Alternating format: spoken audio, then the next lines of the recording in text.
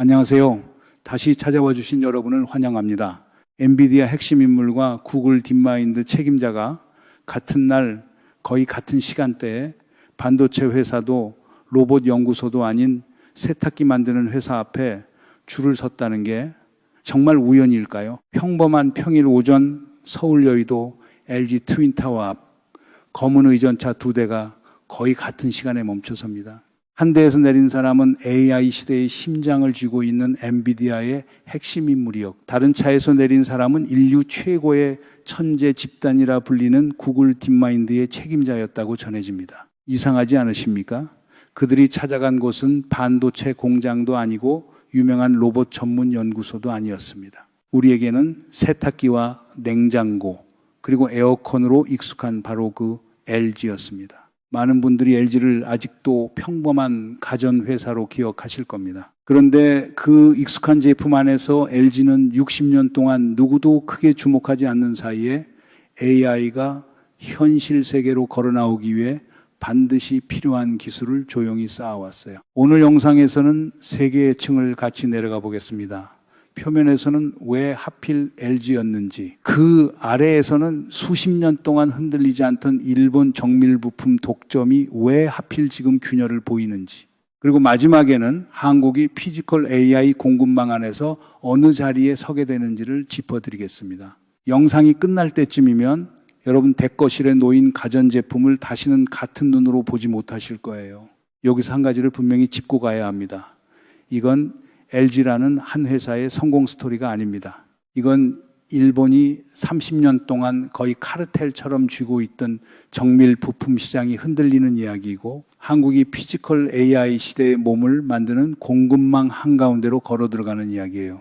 여러분 한번 검색해 보십시오. 주류 경제 매체에서 LG 관련 헤드라인을 검색해 보면 아직도 OLED, 생활가전, 분기 실적이 줄거리에서 거의 안 벗어나 있습니다. 엔비디아와 LG, 일본 감속기, 한국 부품 공급망이 그림을 통합된 형태로 다룬 보도는 의외로 잘 보이지 않아요. 그래서 여러분이 지금 이 영상을 보고 계신 겁니다. 이 사각지대 안에 정확히 무엇이 들어있는지 그걸 같이 보려는 거예요. 진행 순서는 이렇습니다. 표면 엔비디아와 구글이 LG 앞에 멈춘 진짜 이유, 동기 60년이 만든 구조와 일본 부품 카르텔의 균열점, 그리고 결과 한국이 어디에 서게 되는가, 이 셋을 차례대로 깔고 가겠습니다. 먼저 표면부터입니다.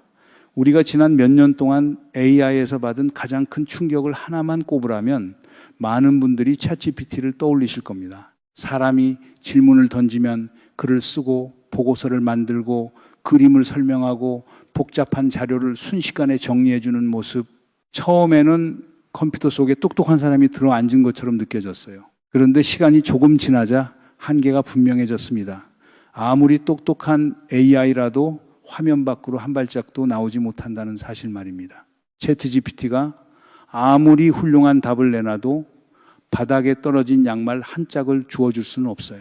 아무리 정확하게 요리법을 알려줘도 직접 프라이팬을 들고 계란을 부칠 수는 없습니다. 아무리 놓인 돌봄 매뉴얼을 완벽하게 설명해도 옆에 서서 물컵을 건네거나 넘어진 사람을 일으켜 세울 수는 없죠. 지금까지의 AI는 결국 화면 안에 갇힌 두뇌였습니다.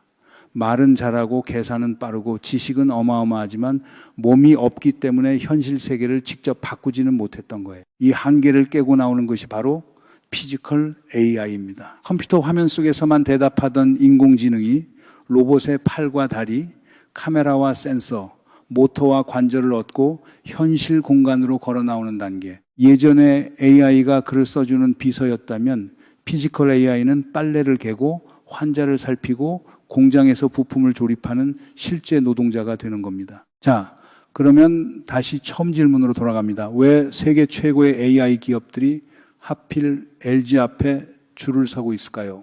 핵심은 의외로 세탁기 안에 있습니다. 세탁기를 한번 자세히 들여다보세요. 그 안에는 모터가 있습니다.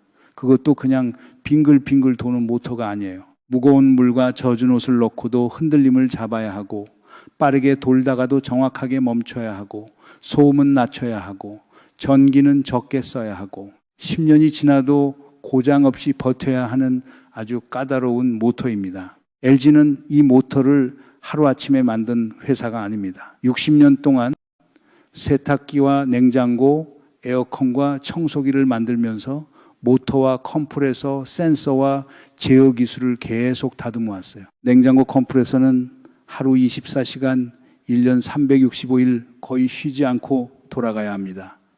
에어컨은 한여름 내내 온도와 습도를 안정적으로 잡아야 하고요. 청소기는 작고 가벼우면서도 강한 흡입력을 만들어야 합니다. 공통점이 하나입니다. 보이지 않는 곳에서 정밀하게 움직이는 기술이 필요하다는 것. 사람들은 LG를 가전회사라고 불러왔습니다. 그런데 사실 LG는 수십 년 동안 움직임을 통제하는 회사를 만들어 온 셈이에요. 그리고 바로 여기서 로봇으로 연결되는 길이 열립니다. 휴머노이드 로봇에게 가장 중요한 부품은 겉으로 보이는 얼굴이나 손가락이 아닙니다. 진짜 핵심은 관절이에요. 사람이 걷고 앉고 팔을 들고 균형을 잡을 수 있는 이유는 어깨와 팔꿈치, 손목과 무릎, 발목이 아주 정교하게 움직이기 때문입니다. 로봇도 마찬가지예요. 사람처럼 움직이려면 수십 개의 관절이 필요하고 그 관절 하나하나에 액추에이터라는 부품이 들어갑니다. 액추에이터는 쉽게 말해 로봇의 관절이자 근육입니다. 그 안에는 모터가 있고 회전 속도와 힘을 조절하는 감속기가 있고 전기 신호를 정확하게 보내는 드라이버가 있어요. 그런데 놀랍게도 이 세 가지가 정확히 LG가 세탁기와 냉장고와 에어컨 속에서 60년 동안 갈고 닦아온 기술과 그대로 맞닿아 있습니다. 세탁기 통을 흔들림 없이 돌리던 모터가 로봇의 무릎을 움직이는 기술이 되고, 냉장고를 조용히 오래 돌리던 제어 기술이 로봇의 팔을 부드럽게 움직이는 기술이 되고, 에어컨과 청소기에서 쌓인 효율 기술이 로봇이 더 오래 일할 수 있는 지구력이 되는 겁니다. 그리고 여기에 한 가지 더 사람 옆에서 움직이는 로봇이라는 게 이게 보통 까다로운 일이 아닙니다. 컵을 잡을 때는 깨지지 않게 힘을 줄여야 하고, 사람의 팔을 잡을 때는 다치지 않게 부드러워야 하고, 무거운 상자를 들 때는 충분한 힘을 내야 합니다. 무릎 관절이 조금만 늦게 반응해도 로봇은 그대로 넘어지고, 모터가 조금만 과열돼도 오래 일을 못해요. 그러니까 휴머노이드 로봇의 관절은 강해야 하지만 거칠면 안 되고, 빨라야 하지만 불안정하면 안 되고, 오래 버텨야 하지만 무거우면 안 되는 정말 까다로운 조건들을 동시에 만족시켜야 합니다. 이 조건은 연구실에서 시제품 몇 대 만드는 걸로는 절대 안 풀려요. 수십 년 동안 실제 제품을 매일같이 수천만 대씩 만들어 본 회사만이 품질을 일정하게 유지하면서 원가를 낮추고 고장률을 줄이고 공급 속도를 맞추는 법을 압니다. 그게 정확히 LG가 60년 동안 해온 일이고요. 세탁기 60년 만든 회사가 사실은 로봇의 관절을 60년 동안 연습하고 있었던 거예요. 시간 참 잘 썼습니다. 그런데 이 그림에 큰 구멍이 하나 있습니다. 부품을 만들 수 있다는 것과 그 시장을 가져간다는 것은 전혀 다른 얘기거든요. 여기서 보통의 분석은 한 줄로 정리합니다. 그래서 LG가 잘 만드니까 미국 빅테크가 찾아왔다. 끝. 대부분의 경제 기사가 멈추는 지점이 정확히 여기에요. 그런데 이게 진짜 답이라면 우리는 한 가지를 설명하지 못합니다. 왜 하필 지금일까요? 왜 작년도 재작년도 아니고 5년 전도 10년 전도 아니고 하필 지금이냐는 거예요. 여기서 진짜 그림이 보이기 시작합니다. 로봇 액추에이터의 핵심 부품 중 하나인 정밀 감속기 이 시장은 오랫동안 일본 기업들이 거의 카르텔에 가까운 위치를 지켜온 영역입니다. 하모닉 드라이브, 나브테스코 같은 이름을 들어보신 분도 계실 거예요. 휴머노이드 로봇을 만들고 싶은 회사들은 미국이든 중국이든 한국이든 결국 일본 부품사 앞에 줄을 서야 했습니다. 높은 가격, 긴 납기, 그리고 값의 위치를 감수하면서요. 자, 그러면 다시 한번 물어보겠습니다. 그 오랜 구조가 왜 하필 2024년, 2025년 휴머노이드 로봇이 본격적으로 양산을 향해 달려가는 바로 이 시점에 흔들릴까요? 이게 단순한 부품 거래 얘기가 아닌 게 바로 여기서부터 보이기 시작하는 겁니다. 자, 이제 표면 아래로 내려갑니다. 이 균열의 정체가 뭐냐는 거예요. 세 가지입니다. 첫째, 휴머노이드 로봇 수요가 폭발적으로 늘어나는 시점. 둘째, 일본 정밀 부품사들의 생산 능력이 그 수요를 못 따라가고 있다는 신호가 누적되는 시점. 셋째, 정밀 감속기 단가가 올라가서 로봇 한 대 원가에 큰 비중을 잡아먹기 시작하는 시점. 비슷한 시점에 세 가지가 동시에 우연이라고 보긴 어려운 정렬이에요. 자, 그러면 이 카르텔이 흔들리면 누가 가장 큰 이득을 봅니까? 한번 따라가 보십시오. 미국 빅테크 엔비디아, 구글, 그리고 그 뒤에 있는 테슬라.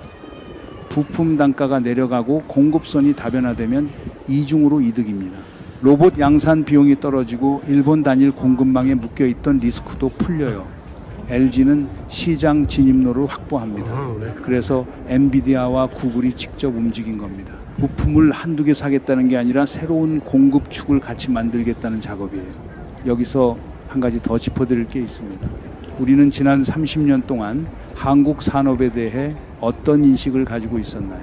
미국이 원천 기술과 플랫폼을 만들고 일본이 정밀 부품과 소재를 잡고 중국이 가격으로 밀어붙이고 한국은 그 사이에서 완제품을 잘 조립하는 나라, 이게 익숙한 그림이었습니다. 외신 분석도 내국 학자들도 솔직히 우리 스스로도 이 분업 구조를 거의 당연하게 받아들였어요.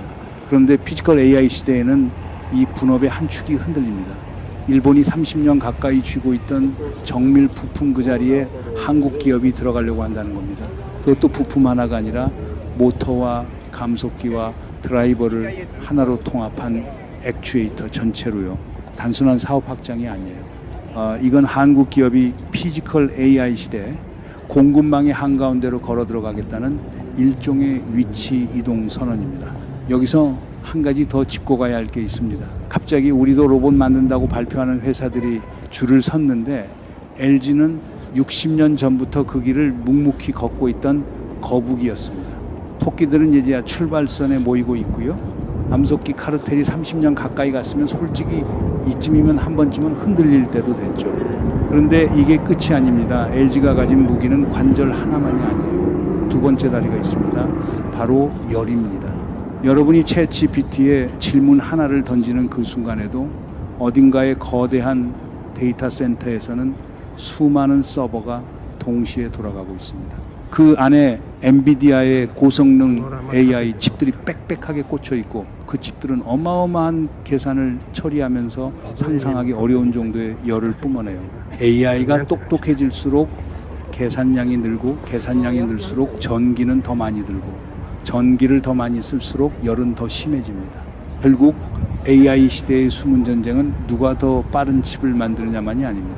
누가 그 칩을 녹지 않게 지켜내느냐의 싸움이기도 해요. 그리고 LG는 60년 동안 정확히 이걸 해온 회사입니다. 에어컨, 냉장고 컴프레서, 상업용 공조 본질은 다 똑같아요. 열을 다루는 기술, 공기로만 식히는 방식의 한계가 명확해지면서 액체 냉각, 냉각수 분배 장치, 대형 공조 시스템 그 모든 게 LG가 수십 년 동안 해온 일의 직접적인 확장선 위에 있습니다. AI 칩이 두뇌라면 냉각은 그 두뇌가 멈추지 않게 지켜주는 심장이에요. 그리고 그 심장 기술을 LG가 들고 있는 겁니다. 엑사원이라는 이름은 잠시 기억해 두십시오. 곧 다시 만나게 될 거예요. 자, 여기서 잠깐 호흡을 돌리고 한국 산업이 비슷한 일을 이미 한번 해본 적이 있다는 얘기를 해야겠습니다. 1990년대 초반 그 시점에 일본은 정밀 감속기뿐만 아니라 정밀 모터, 정밀 광학, 그리고 메모리 반도체까지 거의 모든 정밀 부품 영역에서 압도적인 위치에 있었습니다. 그때 누구도 한국이 D램 시장을 가져갈 거라고 정확히 예측하지 못했어요. 외신 애널리스트들도 일본 부품사들도 그리고 솔직히 한국 안에서도 그렇게 자신 있게 말한 사람은 많지 않았습니다. 그런데 그 일이 일어났죠. 지금 LG의 액추에이터 진입은 그 1990년대 메모리 추격 그리 두 번째 버전입니다. 다른 게 있다면 이번에는 한 분야가 아니라 관절, 냉각, 그리고 잠시 뒤에 보실 두뇌까지 세 가지 축에서 동시에 들어간다는 점이에요. 가전이라는 평범한 외형, 그건 사실 트로이의 목마였습니다. 60년 동안 그 안에 들어있던 것이 이제야 밖으로 나오기 시작한 거예요. 이 영상의 핵심 한 줄을 여기서 드리겠습니다. LG는 로봇을 만든 게 아닙니다. 로봇을 만들고 싶은 모든 회사가 결국 들러야 하는 길목을 만든 거예요. 여러분 한번 솔직하게 생각해 보세요. 이 그림을 종합된 형태로 산업부 기사에서 보신 적 있으십니까? 외신 애널리스트 리포트에서 통합된 분석으로 보신 적 있나요? 거의 없을 겁니다. 관절은 관절대로 부분만 나옵니다. 그 부분들을 잇는 작업을 지금 우리가 하고 있는 거예요. 이게 깨지는 겁니다. 30년짜리 판이. 자, 그러면 마지막 다리 잠시 보류해둔 엑사원 얘기를 이제 풀어드리겠습니다. 처음 들으시면 이런 의문이 드실 수 있어요. 그래도 결국 두뇌. 그러니까 AI 모델은 엔비디아나 구글 거 가져다 쓰는 거 아닙니까? LG는 그냥 껍데기 회사 아니에요? 많은 분들이 처음에는 그렇게 생각합니다. 그런데 LG는 이미 오래전부터 자기만의 두뇌를 따로 키워왔습니다. 그 이름이 영어로는 EXAON이에요. LG AI 연구원이 개발해온 초거대 AI 모델인데 중요한 건 시작 시점입니다. 챗 GPT가 세상을 놀라게 하기 한참 전부터 LG는 AI를 그룹 미래의 핵심 사업으로 보고 조용히 투자해왔어요. 많은 회사들이 유행이 터진 다음에야 우리도 AI 합니다라고 붙이기 시작했지만 LG는 그보다 한참 앞서 자체 모델과 연구 조직을 키웠습니다. 그리고 엑사원이 노리는 자리는 대화자라는 챗봇이 아닙니다. 산업 현장, 연구소, 의료, 행정, 실제 일을 처리하는 전문가 AI예요. 공장에서 불량 원인을 찾고 신약 후보 물질을 탐색하고 화학 소재의 가능성을 예측하는 화려한 답변보다 정확성과 안정성이 중요한 영역입니다. 여기 한 가지 더 있어요. 가정이라는 비대칭 우위입니다. 테슬라는 도로 위 데이터를 압니다. 보스턴 다이내믹스는 공장과 이동 환경을 압니다. 삼성은 반도체와 디바이스 생태계가 강하고요. 그런데 거실, 부엌, 세탁실, 침실, 사람이 하루 중 가장 오래 머무는 그 공간 안에 60년 동안 들어가 있던 회사는 LG입니다. 냉장고는 가족이 언제 음식을 꺼내는지 알고, 세탁기는 어느 요일에 빨래가 몰리는지 알고, 에어컨은 사람들이 어떤 온도에서 편안함을 느끼는지 알고, TV는 가족이 몇 시에 거실에 모이는지 보여줍니다. 물론 이 데이터는 안전하고 신중하게, 그리고 사용자 동의하에 다뤄져야 한다는 전제 위에서, 그 전제 안에서 본다면 가정용 로봇이 들어갈 길을 이미 깔아놓은 회사는 LG라는 얘기예요. 중국 저가 로봇이 따라오기 가장 어려운 영역이 바로 여기입니다. 가격은 흉내낼 수 있어요. 외형도 흉내낼 수 있고요. 그런데 한 가족이 수십 년 동안 가전을 통해 쌓아온 신뢰와 생활 맥락, 이건 단기간에 흉내내지지 않습니다. 조금 더 구체적으로 그려드리겠습니다. 아침에 냉장고가 어제 남긴 식재료의 상태를 확인하고 로봇이 그 정보를 받아 식탁을 준비하고 세탁기가 빨래가 끝났다고 알리면 로봇이 가서 수건을 꺼내고 에어컨이 노부모님의 평소 체감 온도를 기억하고 있다가 자동으로 조정하고 이런 식의 연결. 로봇이 혼자 떨어진 외계 기계로 집에 들어오는 게 아니라 이미 그 집에 살고 있던 가전들과 연결된 하나의 생활 시스템으로 들어오는 그림이에요.